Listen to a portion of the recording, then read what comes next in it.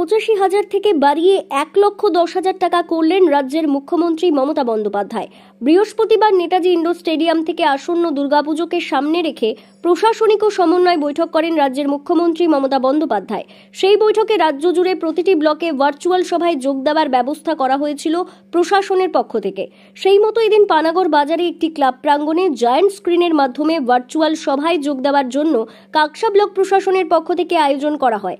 উপস্থিত ছিলেন কাকসার এসিপি সুমন কুমার জয়সওয়াল, কাকসার আইসি প্রসূন খা, কাকসার বিডিও পর্ণা দে, জেলা পরিষদের সদস্য সমীর বিশ্বাস, কাকসার বিভিন্ন পঞ্চায়েত সদস্যরা সহ প্রশাসনিক আধিকারিকরা এবং পুজো কমিটির সদস্যরা। এদিন সভা শেষে পুজো কমিটির সদস্যরা জানিয়েছেন, রাজ্যের মুখ্যমন্ত্রী মমতা বন্দ্যোপাধ্যায় এদিনের সভা থেকে পুজো কমিটিগুলির জন্য কোনো না কোনো সুখবর দেবেন বলে তাদের আশা ছিল। 1,10,000 টাকা পুজোর অনুদানের কথা ঘোষণা হতেই উল্লাসে মেতে ওঠেন সকলে। তারা জানিয়েছেন, আর্থিক অনুদান বাড়িয়ে দেবার ফলে সমস্ত পুজোগুলি এবার আরও জাঁকজমকভাবে করতে পারবে। তার সাথে বিদ্যুৎ বিল সহ বিভিন্ন বিষয়ে ছাড় দেওয়াতে সাড়ম্বরে পুজো করার ক্ষেত্রে অনেকটাই সুবিধে হবে। Let us see the supreme beauty of Lord. মা কশি বন্দে মাতরম, জয় হিন্দ, খোদা হাফেজ। আপনারা দুর্গা পূজা করে আনন্দে থাকুন। অনেক অনেক ধন্যবাদ। এবার ফোরাম ফর দুর্গোৎসব কমিটির সাধারণ সম্পাদক শাশ্বতা বাসু মহাশয়কে তার বক্তব্য রাখার জন্য অনুরোধ করছি।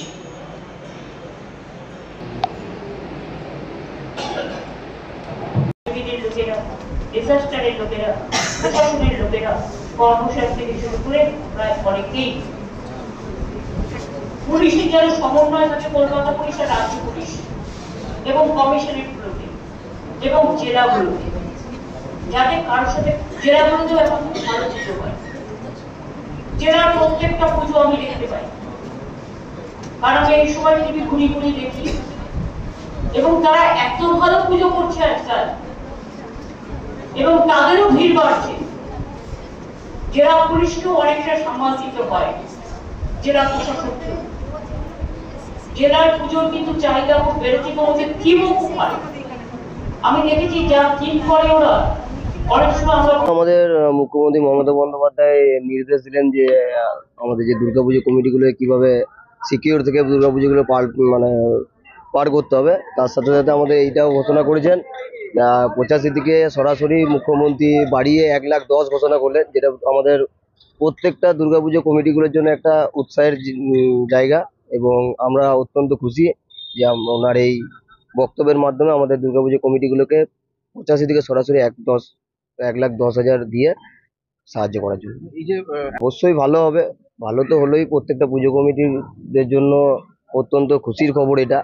এবং যতগুলো পুজো কমিটি আমাদের পশ্চিমবাংলার মধ্যে আছে, যে ধরনের সিচুয়েশন চলছে সেই জায়গায় দাঁড়িয়ে আমাদের এই যে মুখ্যমন্ত্রীর ঘোষণা করলেন, এই ঘোষণাতে আমরা সবাই এর থেকে আগে যে খুশি আমরা ছিলাম তার থেকে আরো বেশি খুশি আমরা হলাম এই 1,10,000 ঘোষণা করার পর। আমাদের আশা করেছিলাম ওনার কাছ থেকে, তো আশা আমরা করেই থাকি।